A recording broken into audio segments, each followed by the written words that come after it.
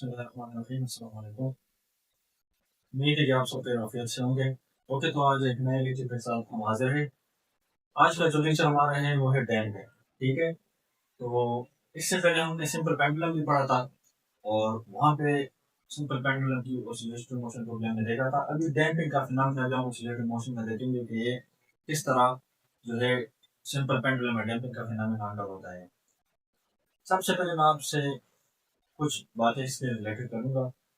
पहला तो ये होगा ना कि डैम्पिंग जो है ये रियल सिस्टम में इंक्लूड है। ठीक है, मतलब कि अगर हमारे पास कोई आइडियल सिस्टम है, for example ideal simple pendulum, अगर हम सिस्टम में सिंपल पेंडुलम की बात कर ले तो ये जो सिंपल पेंडुलम की ऑसिलेशन है असल में ये आइडियल है, क्योंकि आपको पता है वहां पे कोई एयर रेजिस्टेंस, कोई फ्रिक्शन, कोई ड्रैग फोर्स वगैरह नहीं होती कि वहां पे उसकी मोशन को या उसकी ऑसिलेटरी मोशन को जो है रेजिस्टेंस का सामना करना पड़े। ठीक है, तो वो मुसलसल अपनी हरकत को कंटिन्यू करती है। जबकि अगर हम रियल सिस्टम की बात करें और हमारे पास रियल सिस्टम में कोई सिंपल पेंडुलम है, ठीक है, या कोई पेंडुलम खेले आप और वो अपनी ऑसिलेटरी मोशन परफॉर्म करता हो, तो आपने देखा कि वो कुछ देर बाद रुक जाएगा। ठीक है, मतलब ये कि अगर हमें एक स्ट्रिंग लूं, एक धागा लूं, या आप इस तरह की एक तार मैंने ले ली और उसके साथ मैंने एक स्मॉल मास को अटैच कर दिया। अगर मैं उसे स्विंग करूंगा, मतलब एक मीन पोजीशन से एक स्ट्रिंग पॉइंट तक पहुंचा दिया और फिर मैं उसे छोड़ दूं, तो वो मुसलसल जो है अपनी ऑसिलेटरी मोशन को परफॉर्म करेगा। लेकिन आप ये देख रहे होंगे कि वो आहिस्ता आहिस्ता वक्त के साथ साथ डिक्रीज होती जाएगी, उसकी ऑसिलेटरी मोशन कम होती जाएगी। ठीक है, तो डैम्पिंग का फिनोमेना यहाँ पे अगर हुआ, ठीक है, यही पे डैम्पिंग का फिनोमेना अगर होता है कि वो बॉडी जो ऑसिलेटरी मोशन परफॉर्म कर रही है असल में वो एक रेजिस्टिव मीडियम में मोशन जो है वो कर रही है, तो फिर वहां पे हम क्या करते हैं कि ये डैम्पिंग फिनोमेना यहाँ पे अकर हुआ है। ठीक हुआ, हम ये कहते हैं कि यहाँ पे डैम्पिंग है। तो डेफिनेशन की तरफ हम चलते हैं। Any effect that tends to reduce the amplitude of vibrations is called damping. वो फिनोमेना या वो असर जो कि जिसमें एम्पलीट्यूड रिड्यूस होता हो, किसी कोई वाइब्रेटरी मोशन हो रहा हो और उसका एम्पलीट्यूड आहिस्ता आहिस्ता डिक्रीज हो रहा हो या रिड्यूस हो रहा हो, तो वो फिनोमेना हमारे पास क्या कहलाता है? डैम्पिंग कहलाता है। ठीक है, या दूसरी डिफिनेशन हमेशा हम कर सकते हैं कि oscillatory motion of the body which is performing in a resistive medium, जो कि एक resistive medium में कोई oscillatory motion perform हो रही हो, due to which the amplitude of an oscillating body decrease, जिसकी वजह से एम्पलीट्यूड ऑफ oscillating body क्या हो, डिक्रीज हो रही हो वक्त के साथ साथ। ठीक है, उसी को भी हम क्या कहते हैं? डैम्पिंग।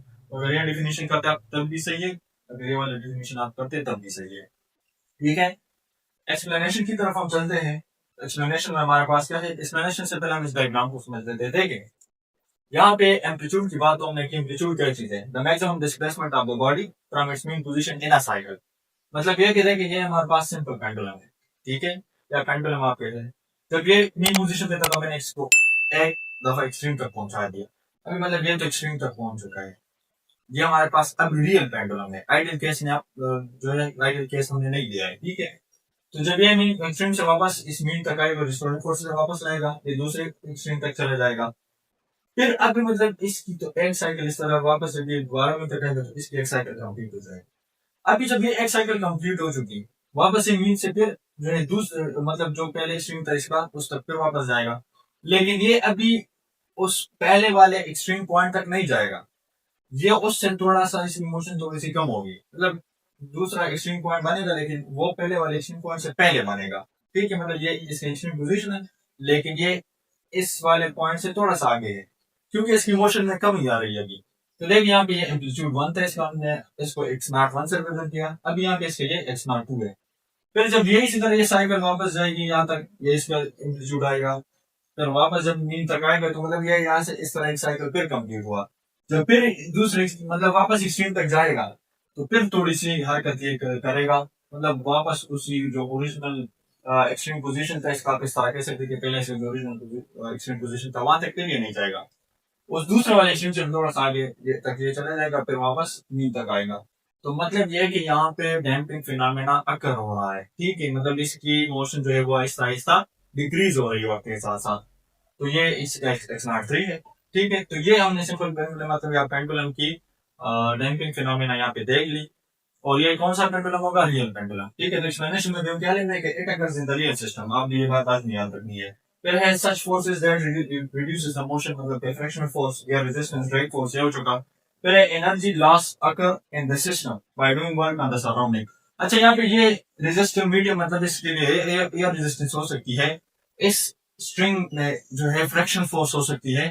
तो ये क्या करेगा, मतलब ये इसका सराउंडिंग है ना, इसी सराउंडिंग पे ये अपनी वर्क डन को परफॉर्म करेगा, जिसकी वजह से इसकी एनर्जी डिक्रीज होती जाएगी आहिस्ता आहिस्ता।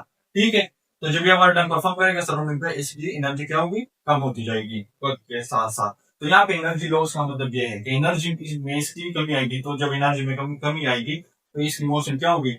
आहिस्ता आहिस्ता डिक्रीज होगी ना। ठीक है, फिर ये क्या करेगा? फॉर एग्जांपल ये पेंडुलम है, तो eventually the motion after oscillating body stops and thus the body comes to rest. ये बॉडी रेस्ट में आ जाएगी, आखिरकार इसकी मोशन रुक जाएगी। ठीक है, अगर इस डायग्राम को हम देख लेते हैं कि फॉर एग्जांपल ये हमने इस ग्राफ के थ्रू भी समझना है। तो पहले एम्पलीट्यूड हमारे पास ज्यादा है, जब ये एक साइकिल इस तरह कंप्लीट करेगा वापस इस पॉइंट में, इसलिए एक साइकिल कंप्लीट होगी, लेकिन एम्पलीट्यूड जो है कम होगा। ठीक है, मतलब एक्स नॉट 1 से हमने रिप्रेजेंट किया। दूसरी साइकिल जब कंप्लीट करेगी फिर एक्स नॉट 2 होगा, जिस तरह हमने यहाँ पे समझा दिया।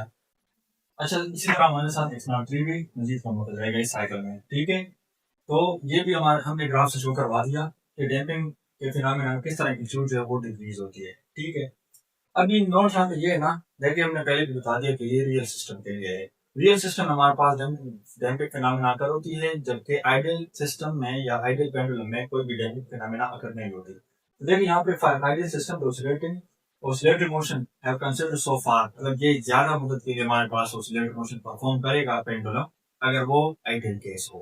ठीक है, या फॉर एग्जांपल अगर वो आइडियल सिस्टम है। इसी तरह systems that oscillate इंडेफिनिटली under the action of linear restoring force, अगर वो बेशुमार या लातादार तरीके से वो मुसलसल हरकत करता रहता है, तो मतलब ये कि उस पे मुसलसल जो के उसकी मोशन होती है वो under the action of linear restoring force होती है। ठीक है, क्योंकि हमें पता है जब ये एक्सट्रीम पोजीशन पे पहुंचती है, तो एक्सट्रीम पोजीशन पे यहाँ पे इस पे रिस्टोरिंग फोर्स जो है वो एक्ट कर रही है, वापस इसको मीन तक लाते है, दूसरे एक्सट्रीम तक जाती है, इसी तरह फिर वापस मीन तक आती है। तो ये किसी तरह मोशन को कंटिन्यू करती है, लेकिन ये आइडियल सिस्टम में है। रियल सिस्टम में अगर हम किसी भी पेंडुलम को वो उसे मोशन देते हैं, तो वो उस रिलेटेड मोशन परफॉर्म करेगी, लेकिन दौड़ ही जाएगी, फिर वो रुक जाएगी। ठीक है, क्योंकि वहां पे एनर्जी लॉस होती है, सराउंडिंग पे वो मुसलसल वर्क कर रही होती है। अच्छा, अगर हम इसकी एप्लीकेशन को देख लें, ये हमारे पास शॉक एब्जॉर्बर में आपने ये फिनोमेना देखा होगा कि जब भी हम चाहते हैं कि पैसेंजर जो है किसी भी गाड़ी पे, मतलब में गाड़ी में पैसेंजर जो है वो जा रहे हैं, या किसी बाइक पे कोई पैसेंजर जा रहा है, तो अगर वो चाहते हैं कि हमारी राइड स्मूथ हो और बिल्कुल कंफर्टेबल हो, तो वहां पे फिर शॉक एब्जॉर्बर इस तरह लगाए जाते हैं कि वो इलास्टिक हो। मतलब ये कि वहां पे ये डैम्पिंग का फिनोमेना अकर होती है, अगर हम चाहते हैं कि हमारी राइड स्मूथ हो और कंफर्टेबल हो। ठीक है, तो जब स्प्रिंग वहां पे जो शॉक एब्जॉर्बर है वो भी एक स्प्रिंग की तरह ही कर रहा है, लेकिन वो क्या कर रहा है, मजीद मतलब अपनी मोशन को बहुत ही ज्यादा कम तरीके से वो कंप्रेस हो रहा है, फिर वापस जो है एक्सपेंड हो रहा है। ठीक है, तो मतलब वो स्मूथली इस तरह एक्शन परफॉर्म करता है।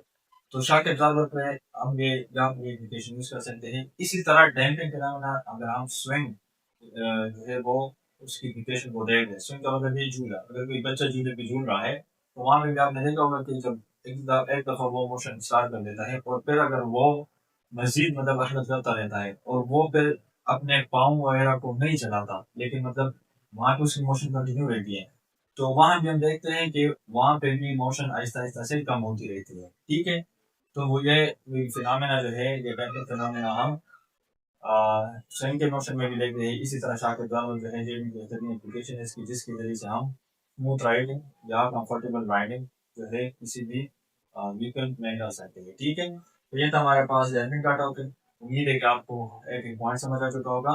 नेक्स्ट लेक्चर में इंशाल्लाह हम शॉक एब्जॉर्बर पे वीडियो बनाएंगे, जिसमें हम इस डैम्पिंग की मजीद टाइप्स भी पढ़ेंगे। ठीक है, तो ये वीडियो अगर आप देख लें इंशाल्लाह, फिर वो वाला टॉपिक आपके लिए बहुत ज़्यादा ईजी होगा। तो मुझे उम्मीद है कि ये लेक्चर आपको समझ आ चुका होगा। मुझे इजाज़त दीजिए, अल्लाह हाफ़िज़।